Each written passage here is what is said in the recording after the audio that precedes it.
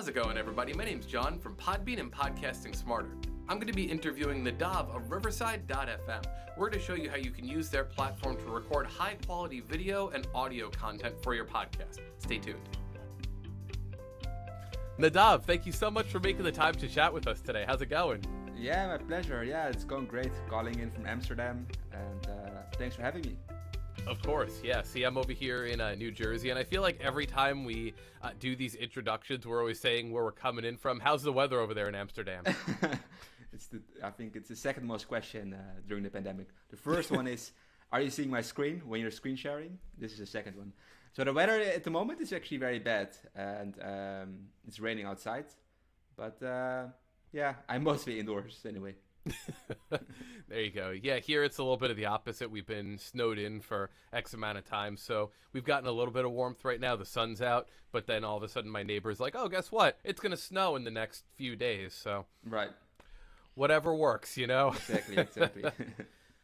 So let's talk a little bit. Riverside.fm has been doing a lot of great things in the world of remote recording, but for those who might not be familiar with the platform yet, I want to give you the opportunity to begin our interview by telling our listeners and our viewers a little bit about Riverside.fm. Yeah, for sure. So Riverside was actually built by me and my brother originally. And what we were doing is previously we had a debating platform where politicians could debate with live video. And that was not going great. We had some cool people to debate on our platform. But what we did have was a lot of people asking if they could use our technology. And a lot of podcasters specifically were asking if they could use our technology. And then actually a little over a year ago, we launched Riverside, which was using some of the old technology, but actually most has been built over the last year. And Riverside is a recording and content creation platform. Specifically built for podcasters and other video creators. Now, in the world of remote recording, there's a lot of different solutions out there for audio and video remote recording. But what makes Riverside FM unique in the world of remote recording? Yeah, sure. So to be frank here, we were the first to record video in the browser. And actually, from going from 0 to 8, we've already been doing video for over a year now. Going from 0 to 8, recording video in the browser is one thing. But making it reliable, that's another. Like, that's where it becomes really difficult to make it reliable, basically. So imagine someone has very bad internet connections. You still want to have that great output. And that's what really becomes their expertise. Other than a lot of other cool features, which I'm happy to mention. But that's like, in essence, it's what it all comes down to. On top of that, we have features like, for example, screen sharing.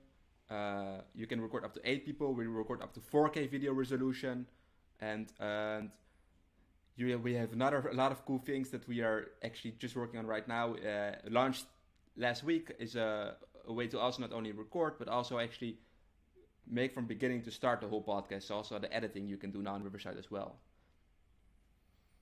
That's really cool. So you've really taken the idea just from being, like you said, a debate platform to really making it a full solution for podcasters, not only for the video side, but also for the audio side. And, you know, what you were saying, too, rings true about being able to run in a broadcast environment, because being able to have a platform where you do your podcast or where you record your content is great, but often when you're running through a browser, you can run into a bunch of issues, whether it comes to internet or whether it comes to the quality of that. And there are a lot of streams that do a great job with that. But one thing that Riverside has really championed, at least from what we've seen here, is the ability to have localized recording and not only take a single video track, but to be able to take the individual audio and video tracks from each person and be able to have those as separate files. Oh yeah, absolutely. Like I forgot to mention the most important thing. So the most important thing about using Riverside is that we record locally while you're on the call. We're locally recording on your computer and uploading at the same time those files. And what that means is the quality of the recordings is not dependent on internet connection. So that's a huge thing, because that means you can have very crappy internet. The call itself will look not as great, but afterwards when you're going to check the recording, it's as if you recorded it offline. And because we provide those separate tracks per person, you can also do a lot of stuff in post-production. But that's in a nutshell, like really what makes, like comparing to, for example, Zoom or I don't know, any other conferencing platform, we are really focused on quality.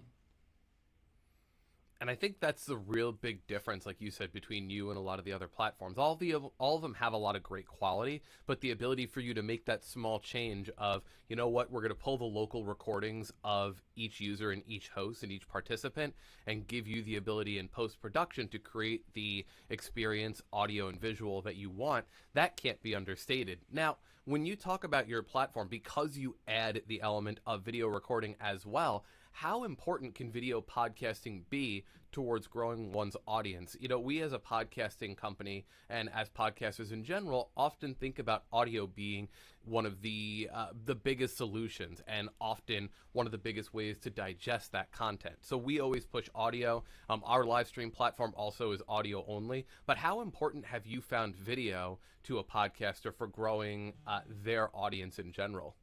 Sure. So I'm using my phone here as a webcam, so that's why you probably saw a little fuzz there, and I got a notification. But to answer your question, so audio is very unique. It's very intimate, and so it's a very intimate experience over video. But the good thing about video, it gets shared much quicker. So uploading, for example, clips to social media or to YouTube offers a great way to also promote your podcast. So we really don't see it as one or the other. We see it as both. Why don't record both audio and video at the same time and repurpose your content in all areas you want to do? Sure. And with, like you said, really taking advantage of all of the platforms, all you're doing is you're able to now grow your visibility. We talk to a lot of podcasters, and even if they haven't gone down the road of doing a live video podcast or a pre-recorded video podcast like we do here, we'll always still recommend doing an audio only over on, let's say, YouTube or wherever you choose to host. Because again, you're taking advantage of that search engine optimization, you're taking advantage of that market. But with your platform, you're giving people the ability to record it all in what I would say is basically using the devices that we already have. Right now, I believe we are recording in the desktop environment. Are there any plans for Riverside.fm to be able to do this from a mobile environment as well? Yes, absolutely. I'm very excited about it. We've built the iPhone app. As we speak, I'm using my phone as well as a webcam. And we're launching this. I don't know when you're considering when to publish this, but probably it will be launched then. And what it allows you is to also use your phone in as a remote environment, basically. So what we've noticed is that your phone, actually has, that's why I'm using it right now, has a very good camera and a very good mic. And everyone has a phone. So why not use it as well in your content production? And the mic of your phone is actually pretty good, especially if you hold it close to your mouth. And right now you see it buzzing, which that's not an advantage. I should have put my phone on flight mode. But yeah, so that's we're launching iPhone app soon, and it's going to be huge. That's awesome. And I would also say, and I would echo your sentiment about the iPhone microphone being really powerful. I think a lot of people will often give their mobile devices a little bit of a bad rap for the microphone. Bear in mind, though, these are devices that we carry day to day, month to month, year to year. So there's so many different factors that could affect them. But the microphones, even if you're using a pair of the headphones that come, for example, with the iPhone, or if you're just using the inbound microphone, so long as your iPhone is functioning as expected and all that, you can get really great quality from that. And the fact that Riverside is saying, you know what, we're now going to have a mobile environment on iOS that you're going to be able to use to record, that's awesome. And it really shows that you're talking to the market here. Now, while we talk about video recording quality at a budget, it's grown in the last few years. And many podcasters, though, still find it difficult to produce a high quality video podcast. How does Riverside.fm aid podcasters to getting the highest quality they can for their video podcasting needs? You touched on it a little bit, but I want to go ahead and expand maybe a little bit on that facet of the conversation. Absolutely. So basically what we've done is in a matter of a few clicks, you can use the video entirely. So there's no actual real editing involved anymore. You can just click, click, click, click, and then it's really ready to go. So for example, if all these audio enhancements, video enhancements, all by clicking.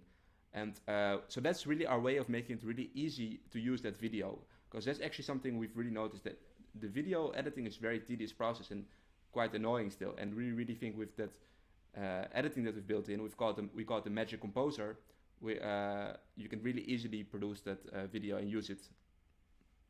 So basically, you're giving people the ability, if they want to go into post-production software like Final Cut or something like that, you have the ability to do so. But if you're a podcaster who's saying, I want to be able to just edit on the go and make it as easy as possible, you're giving them that solution also. Exactly, yes. That's perfect. Now, when we talk about the feedback around Riverside FM, I found out about you guys recently.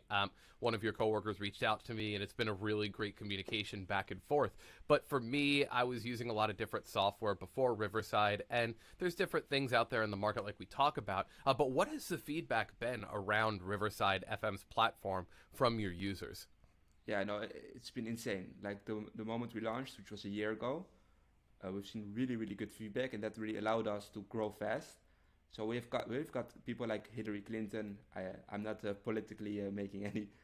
I'm not saying you should vote for Hillary Clinton, but she's definitely a high-profile guest to use platform. We've got a lot of big podcasters like Morning Brew, which is like a top business podcast, using our platform to record their podcast with.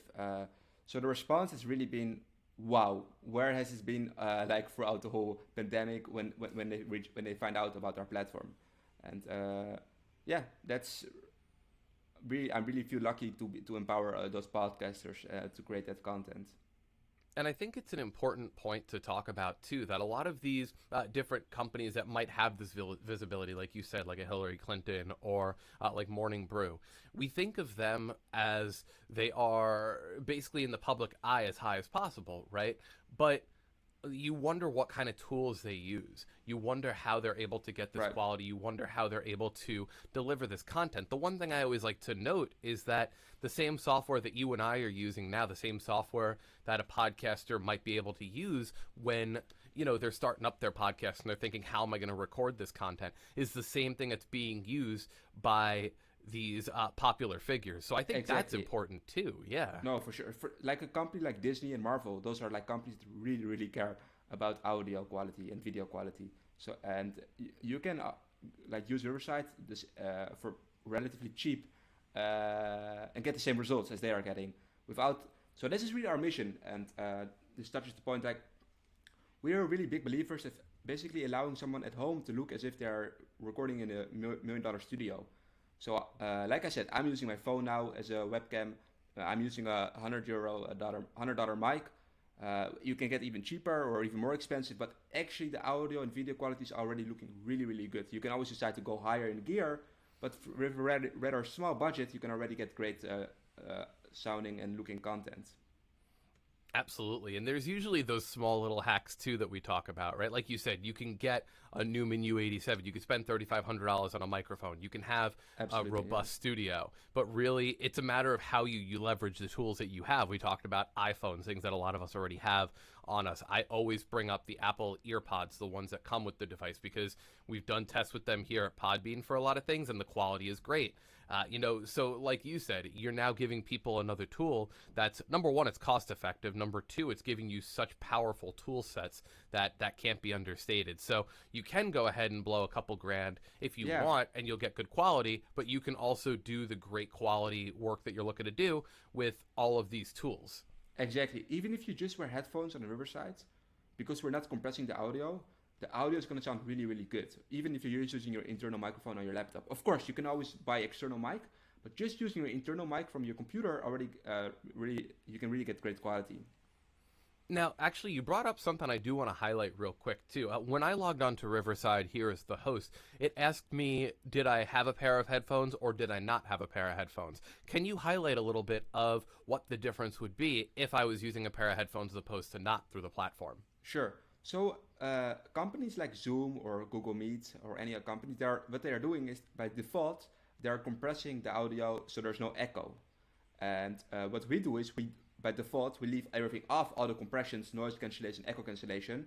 So that's why we ask the users, are you wearing headphones? Because if they're wearing headphones, we leave everything off. But if they don't wear headphones, we do turn like echo cancellation on, so there's no echo during the call. So what that means is if you have headphones, you can get really good audio quality. And if you don't wear headphones, you can still get you're gonna get still decent quality, but the audio is not gonna sound as good as when you're wearing headphones, basically. But at least you're not getting echo. That's why we turn on the echo cancellation. Sure. And it's great, though, that you have that in a browser base, too. The fact that you can have that onboard compression, so basically what you're doing is you're creating a perfect scenario for somebody, regardless of how they're trying to record. I think that's great. Yeah. Now, we've talked about a couple of different people that have used your platform. Hillary Clinton, we've talked about Marvel, we've talked about a few people here. But can you give us an example of a podcast that's used Riverside.fm to record their podcast and how they've used the platform? So Morning Brew, as mentioned, we have really many smaller podcasts, bigger podcasts. We've got the top podcast in the Netherlands using us. But Morning Brew is an example that's more popular in the US. They really use us for everything. So basically, they record their audio for their podcast, their video for social media and for YouTube. And then they also use our editor to push out content very fast. And they have really leveraged our platform to the maximum. Oh, wow. So they've even gone from using, let's say, their full studio or let's say their apps on their computer to really using Riverside's inbound tools. Yes, exactly. Yeah. That's really cool. And again, that also shows the power of the platform, too. Again, if you're moving away from something like Final Cut to be able to do all of that work within Riverside, I think that really shows the attention to detail that you've been able to create with the platform. Yeah, exactly. Yeah. Now, the last question I have for you for today's interview, what advice would you give to podcasters who are getting into remote or video podcast recording? And when we talk about remote recording, basically we're talking about using this medium. We're not in the same room. You are, as you said, you're in Amsterdam. I'm here in the U.S. in New Jersey. But we have the ability to meet, and we have the ability to now record a full interview and podcast episode. What advice would you have for people that are starting to get into that and or video podcasting who may just be saying, you know what, I want to start a podcast. I want to do all of my best work, but I have no idea where to start. What advice would you give them to using their platform? So I have a few tips here. Sure. I have a tip on quality and also on growing your podcast. In terms of quality, use the tools you already have in-house. So if you have a phone, use it as a webcam on Riverside, for example. And use any double ender solution so you can get really high quality audio and video. Meaning you're locally recording while you're speaking to each other. And Riverside makes it very easy, but you can also do that yourself. And just hit record on QuickTime Player or whatever you're using. So that's in terms of the quality. Don't spend thousands of dollars on equipment before you know it's going to take off the podcast, basically. So that's number one on quality. And two, on growing your podcast, I would suggest try to leverage guests and reach out to guests, make it very specific, and then try to book as high profile as guests as possible. And it is not going to be a one-time winner. Probably you need to move up the ladder. So maybe one time you have one guest, and the next time you can leverage that guest to get a bigger guest and bigger guest and bigger guest. And of course, focus on content. There are so many different podcasts out there. Make sure what you're putting out there is really, it's in a way unique. It doesn't need to be the first time you record and make it. It doesn't need to be perfect, but make it unique, basically. So. For example, have some kind of hobby that you're really passionate about, and don't just start copying other podcasts, because then it's very hard to grow it. Yeah, and we talk about that a lot of times with podcasters who say, what do I need to know to get into podcasting? Even though there's so many podcasts that exist in a given field, whether it's sports, politics, wrestling, whatever the case may be, we sit here and we say, just make sure that your vision is unique to you. Make sure that you think about, why am I doing a podcast? A lot of people just want to have an outlet to speak their mind, which is great. But if the ultimate goal is to grow, get an audience, like you said, being able to bring on guests is a huge boost, because again, that's cross promotion, and that's just different visibility and views that you might not usually portray on your podcast in general. But then also being able to say, here's what I want people to know about my podcast. It's almost kind of like a TV show or a film, right? It's, what is this show about and what is it not about? And how are we going to deliver the content in a way that's unique to us? Yeah, absolutely. I agree. And don't discourage you to get started, because the first time you might really not know where to speak about. So I do think get started, and then this can slowly develop over time. And be consistent. I think that's also very important. Absolutely. And as we talked about just getting started here, I want to give you the opportunity to promote Riverside.fm. Tell us where we could find you. Tell us a little bit about maybe some of the plans that you offer, because I know you have an entry plan. There are some different tiers that you have as well. But please, I want to leave the floor to you to give us a little bit more of to where we could find you and some of that. So you can get started. You can try out Riverside for free. There's 1 hour free trial, so you can check out how does the platform work. No credit card needed, and then you can choose a basic plan which starts at $9 a month, and use Riverside as a platform to record and edit your podcast. And the good thing is it's super easy to use. So try it out, I suggest. And you can follow us on Twitter. We're quite active on Twitter. Riverside.fm, written out dot, so not dot, but written out.